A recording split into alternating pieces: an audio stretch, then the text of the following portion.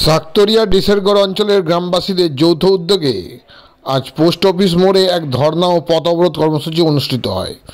দীর্ঘদিন ধরে ডিসেরগড় ঘাট থেকে বিষাক্ত কেমিক্যাল মিশ্রিত ছাই বহনকারী ট্রাক চলাচল করছে, যা স্থানীয় পরিবেশ ও জনস্বাস্থ্যের উপর মারাত্মক প্রভাব ফেলছে।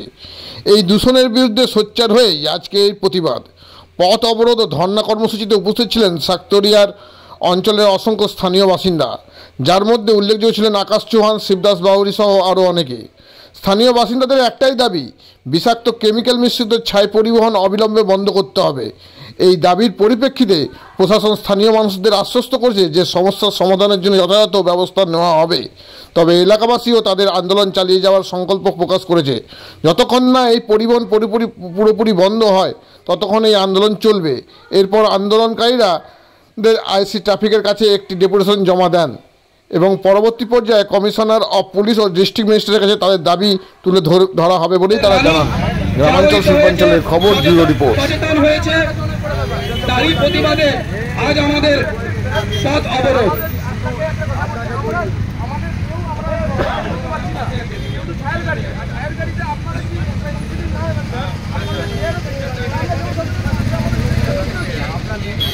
অবিলম্বে ছাই মিশ্রিত কেমিক্যাল মিশ্রিত ছাই গাড়ি অবিলম্বে বন্ধ করতে হবে, এটা স্থানীয় মানুষদের দাবি।